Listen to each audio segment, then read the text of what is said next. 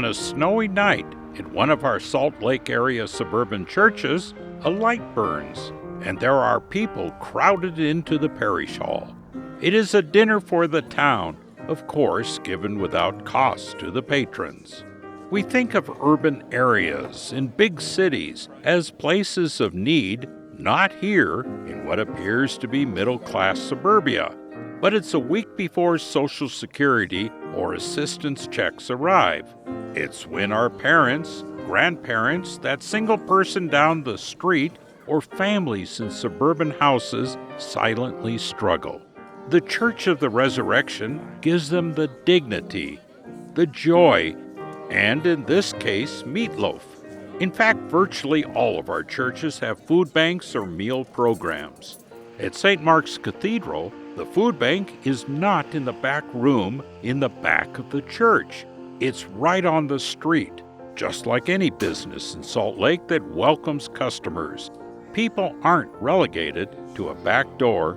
It's about dignity. And in the resort town of St. George, people gather Monday through Friday at the soup kitchen at Grace Episcopal. It's a meal. It's something to take home. It's volunteers from all over serving those retirees who are now economically trapped in one of America's fastest growing and increasingly expensive communities.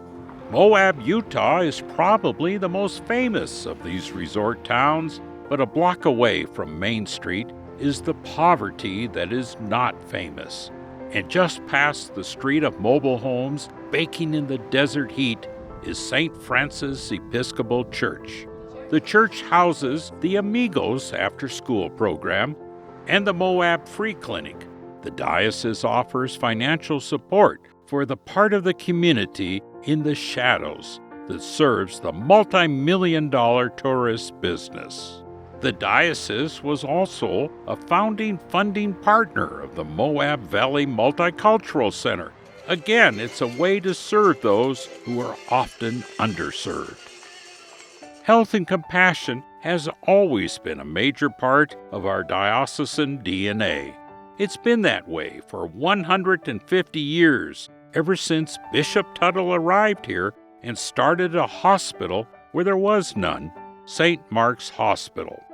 Today, we have sold St. Mark's, but still operate a chaplaincy and a chaplaincy education program that has certified 200 chaplains. We maintain a chapel at the hospital and the spiritual presence for patients and staff members. From some of the proceeds of the sale, we have also created a compassionate fund for assistance. Health and respect for people is vital. That's why the diocese owns 5 senior residence centers, places where people can live with dignity and at a sliding scale for rent depending on needs. We maintain a chaplain and we maintain a place where people can socialize. If I'm in a funky mood, I can come down here and brings me right out of it, and then I torture them with my humor. And places where people can grow gardens, all in the safety of friendship and in their own residences. The good Lord smiles on your garden, and He has certainly smiled on mine all the way from North Carolina. The stages of life are times of joy and need. Growing up can be the hardest stage. In Ogden, Youth Impact started in the basement of the Church of the Good Shepherd. Children at risk simply needed a place to go and people to mentor them. Now they excel in a diocesan-owned building where they study, eat, learn to build, and it's become an amazing citywide resource. 200 children from 25 schools doing 27 activities are adding to a total of 100,000 children who now stay in school, out of gangs, and go into the world as leaders. Kids on the Ute Reservation also find a safe place to be a child. The Kids Art Program at St. Elizabeth's in White Rocks teaches pride through art. It also teaches dignity and respect.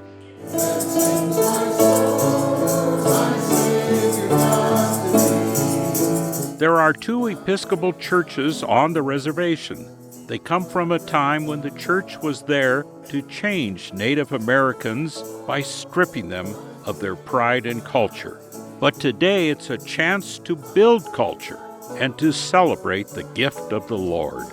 I find most Native people are earth and heart people. And so the connection of the earth and our hearts enables us to make the connection with the heavens and with the Almighty Father. And when that connection is made, it's a powerful, almost a kind of a holistic thing. The Diocese and St. Elizabeth's has restored the Mountains and Deserts program. It returned to our diocesan center. The great gift is seeing that the young people have become active in mountains and deserts and will be going to EYE. This is not a church of the 1950s. Actually, maybe it never was. In Utah, it's more like the church that started here in 1867, where new people found a home.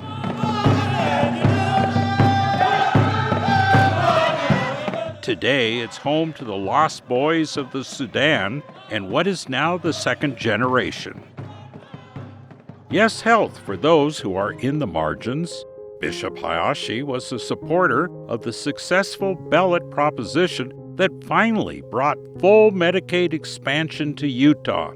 And it isn't just what we can do in the community. That's why we open our doors to hundreds of other nonprofit groups.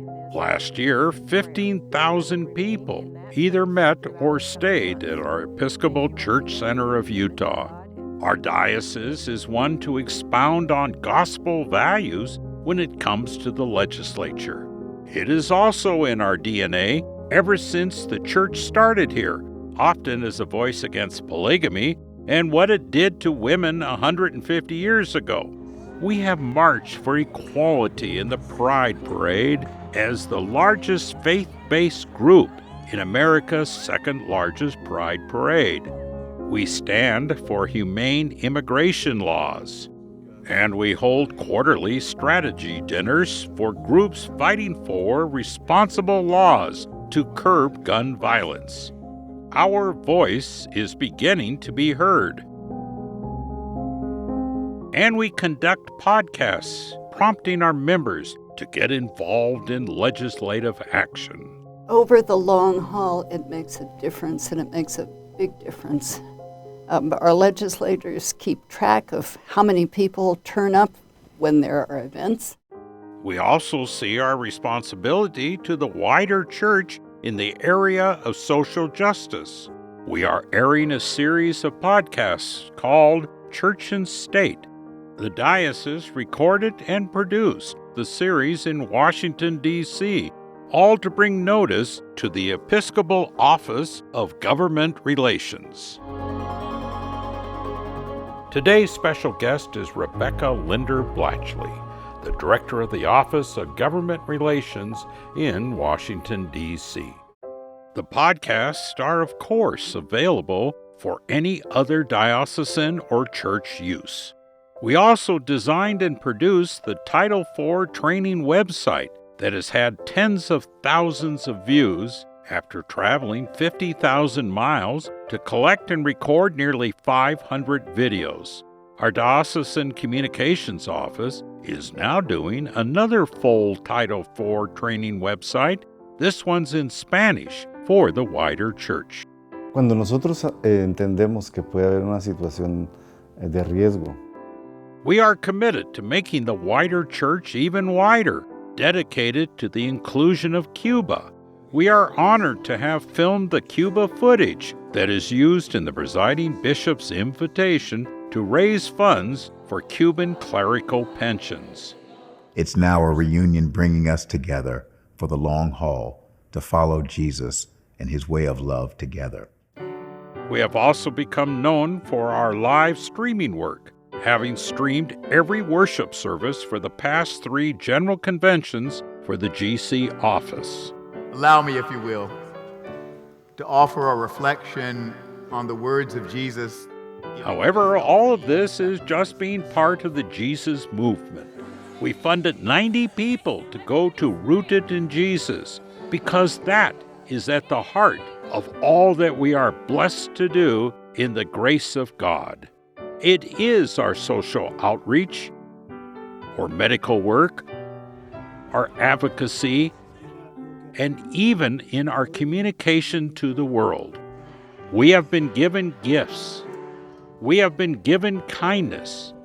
And all of that is reflected in our joy of having the Executive Council here in our diocese. God be with you.